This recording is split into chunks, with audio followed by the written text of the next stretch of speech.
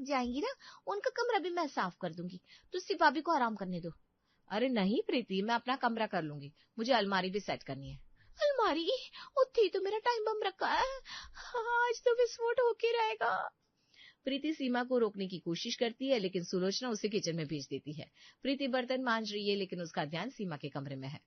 हाय रब्बा, आज बचा लो, मैं 100 रुपए का प्रसाद चढ़ाऊंगी, नहीं 500 का, बस वो सूटकेस भाभी को ना मिले। तभी सीमा के कमरे से एक जोरदार चीख सुनाई दी। मम्मी जी जल्दी आइए, ये क्या है? गए काम तमाम। सीमा की चीख सुनकर सभी सीमा के कमरे में गए। वहां एक सूटकेस खुली पड़ी थी, जिसका सामान बिखरा पड़ा था। Ripped jeans, crop tops, sleeveless gown, short skirt, साथ में कुछ हाई हील्स और बड़े बड़े फैशन वाले चश्मे भी।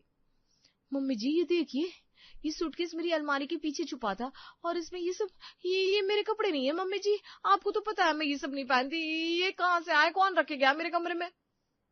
तेरे नहीं है तो किसका है? घर में कोई भूत तो आया नहीं जो जीन्स पहनकर नाचेगा। प्रीति की हालत खराब हो जाती है, उसे लगता है अब बात बहुत बिगड़ गई है। वो कांपते हुए आगे बढ़ती है और सीधा सुलोचना के पैर में गिर जाती है। हाय मम्मी जी, मैंने माफ कर दो, घर से मत निकालना, ये मेरे है, ये सारे कपड़े मेरे हैं, मैं ही मायके से लाई सी। तेरे? या फटी हुई पतलून? हाँ जी, ये फटी नहीं, रिप्ड जीन्स है मम्मी जी, ये मेरी शादी के पहले के कपड़े हैं। तो तुमने बताया क्यों नहीं प्रीति?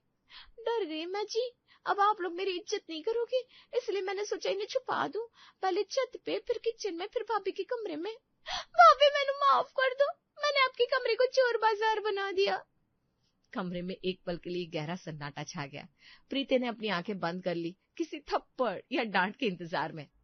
तभी अचानक सुलोचना जोर से हंस पड़ी। अरे पगली, बस इतनी सी बात, इसके लिए तूने अपनी रातों की नींद हराम कर रखी थी।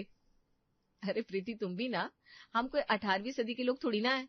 ये मेरे कपड़े नहीं है, इसका मतलब ये नहीं कि मुझे इनसे नफरत है। मैं साड़ी पहनती हूँ क्योंकि मुझे पसंद है, और आजकल तो सब पहनते हैं। भाभी आपने तो हद ही कर दी, ये टॉप कितना कूल है, OMG, मैं ये ले लूं? और चाची ये वाली जीन्स मुझे दे दो। सच्ची? तुसी मैंने कुछ ना कहोगे? मम्मी जी आपको गुस्सा नहीं आया? अरे गुस्सा किस बात का, कपड़े ही तो है, हमें कोई एतराज नहीं। चाची दादी तो कह रही थी आपके पैर भारी है, खुशखबरी है, लेकिन यहाँ तो आपका दिमाग भारी हो रखा था इस सूटकेस के बोझ से। चलो प्रीति, प्लीज कल से मुझे मेरे कमरे में आराम से सोने देना, और हाँ, अगली बार कुछ छुपाना हो तो बैंक के लॉकर में रखना, भाभी के कमरे में नहीं। सब जोर से हंस पड़ते हैं। प्रीति भी आंसुओं के बीच मुस्कुराती है। वो सूटकेस बंद करती है, लेकिन इस बार डर से नहीं, सुकून से।